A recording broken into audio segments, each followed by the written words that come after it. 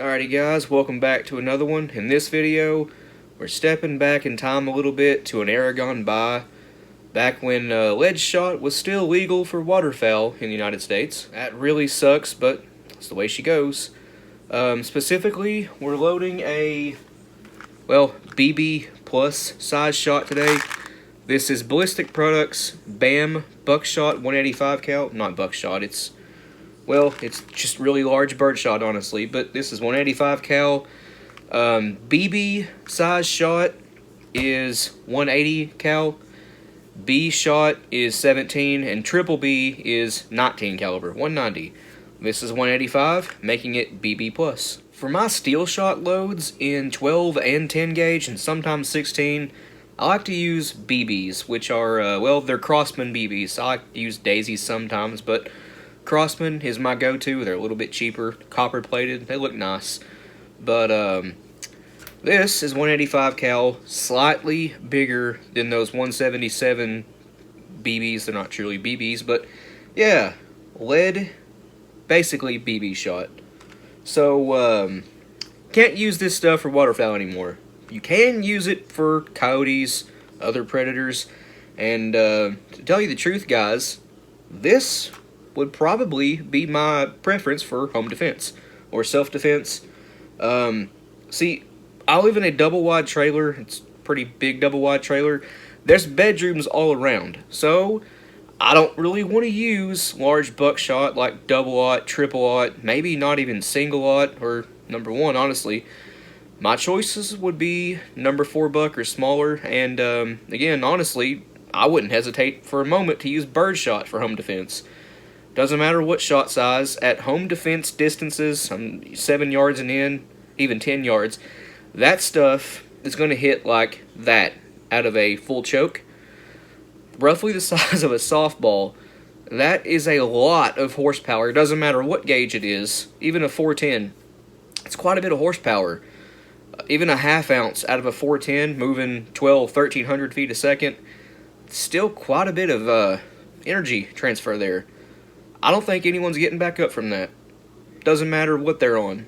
You get hit with a shotgun, birdshot even, at really close ranges, it's doing some damage, a lot of damage. Now, the birdshot may not penetrate as deep as buckshot will, but guys, that's a heck of a lot of energy hitting you center mass like that. Oh, I wouldn't want to be hit by birdshot. Anyway, for the haul, we're using a Federal 3-inch brand new primed hull with a 209A. Now, if you're using a Shaddai or a Fiocchi, anything with a standard primer or even reloading, you got standard primers. You're going to want to use 28 grains for this. With the Magnum primer right here, a 209A is a Magnum primer, 27 grains of long shot. So that's what I'm using, 27 grains of long shot, an 1/8 inch, 20 gauge fiber wad. You can also use cork or felt. The LBC 50 wad. This thing right here, I've said it before and I still, believe this. This wad might actually pattern a little bit better than a TPS. It's a slightly sturdier wad, and it's straight wall. The wad is for straight wall hauls, but the wad itself is straight wall inside.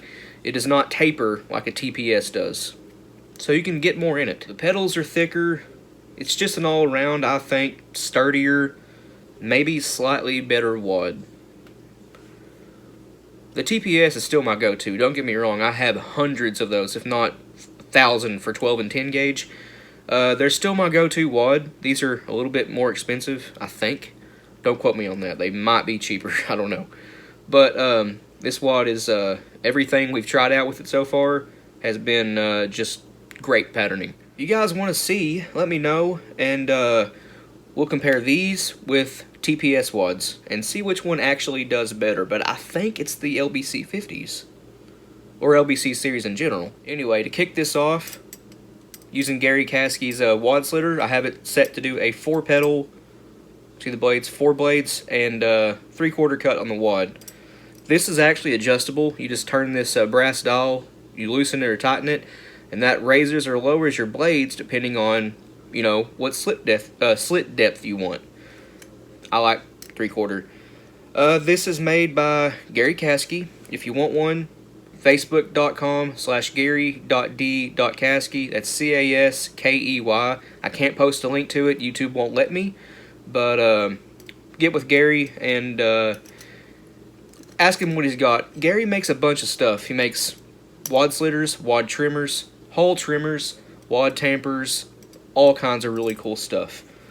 But how this works is, see, can you see this? This one's actually for 10 gauge, but it does 12 gauge just fine too. Just like that. It's a little bit tight coming off because, again, this is for 10 gauge. I do have a 12 gauge one. I just, this was already sitting out. We have a 4-pedal, perfectly even cut, 3/4 slit. It is 3/4. I know it looks like half, but the pedals are just really, really stiff. So, we got our wad slit. Let's get some powder in the hull. Again, this is a Magnum Primer 209A. So, 27 grains of long shot, which is the Lee 2.2 cc dipper, just powder below flush with the top of the dipper. Already set to grains. That looks like 27 right there. It is. Let's double check it. Yep, 27. Once you got your powder in your hull wad, and that wad fits actually pretty tight in these federals. Part of the reason why they pattern so well. Now, by the way, guys, these federals right here, the 3-inch, they have the low base wad in them. They have a lot more capacity than a Schneider Fiocchi does, or Remington. So, I think these have the capacity of a 3¼ inch hull. Not quite a 3½, but more than regular 3-inch hulls. See how far down that wad is? In fact, for some loads, you may want to put a nitro card underneath the wad to bring up stack height just a little bit. Because, again, these have just huge capacity. So inside the wad, roughly 1/8 inch 20 gauge felt fiber or cork wad. Drop that right down in there. I actually need that wad tamper again. This is going to bring up stack height a little bit and add a little bit of cushion to the load. More cushion helps with, you know, less pellet deformation, which leads to better patterns. This wad doesn't absolutely need the cushion wad in there because, again, it's a straight wall. There's no concave at the bottom of the wad. And, well, it's got a fairly thick, sturdy, base of the wad here. I don't really see any, buckshot blowing out the bottom of that wad. I forgot to mention this at the beginning of the video, but I'm also using a Mylar wrap. Yes, I am holding something, I promise, but anyway, Ballistic Products My Thin Mylar. Roll that up, set it down inside your wad. Now we're pretty much ready for pellets. More about the TPS wad thing. Sometimes a buckshot pellet, if you don't use a cushion wad or something in the bottom of it, it gets down in that concave section and it can blow out the bottom of the wad, which leads to, wad failures, pud loads. Sometimes the wad will get stuck in your barrel. You just don't want that. So with the TPS, with buckshot, pretty much you want to use a cushion wad or fiber wad, something in the bottom of the wad to prevent that from happening and give some cushion to the load. I believe I forgot to mention this also at the beginning of the video, but this shot was sent by Martin on Facebook. He has sent us a whole bunch of stuff. Some roll crimp tools, 8-gauge hulls, loading tools, just all kinds of stuff. Some wads. He sent some of this Ballistic Products. This is the BAM number F buck, which is 22 caliber. He also sent some Remington number 4 buck. This is 23 caliber, but Remington uses 23 cal as their number 4 buck, but true number 4 buck is 24 caliber. And some of this Ballistic Products number T shot.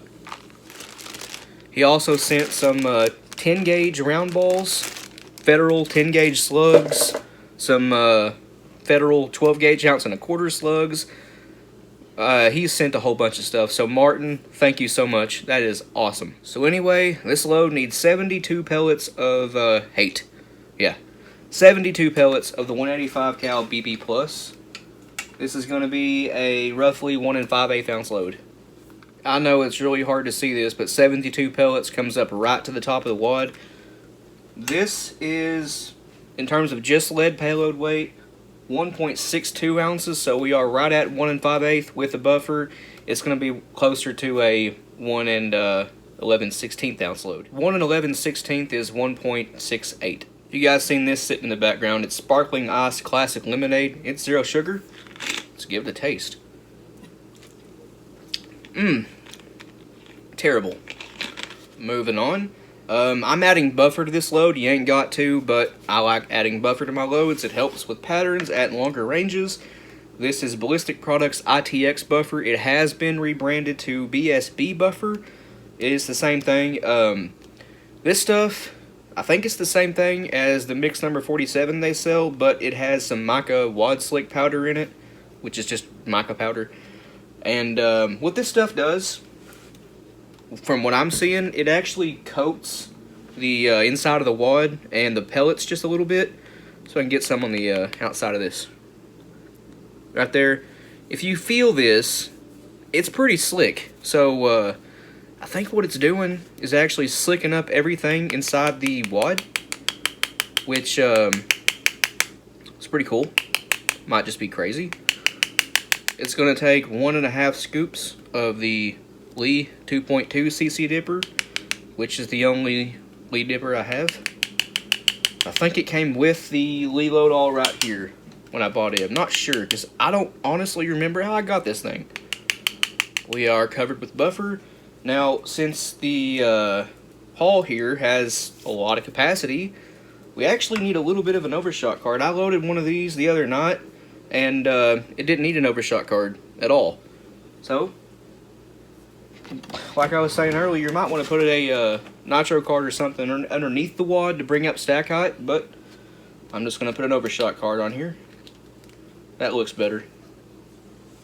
Now we are at the proper stack height. Go ahead and crimp this. I'm using the back station of the Lee load all. The front station here is the 8-point, but I like 6-point better.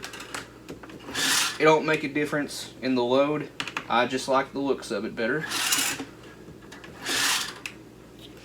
Looking good. This taper die here, it's from eBay. Just search Lee Loadall cone crimp die and you'll find it. They're from the Ukraine. Anyway, I found that running the shell through the taper die before pre-crimping it actually makes the crimps look a little bit nicer. The Lee Loadall actually puts out pretty good crimps, but with this thing, well, I'll show you.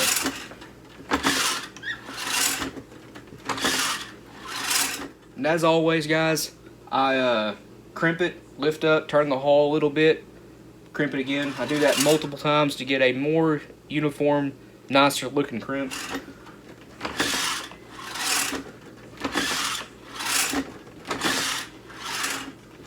And this is a good one right here.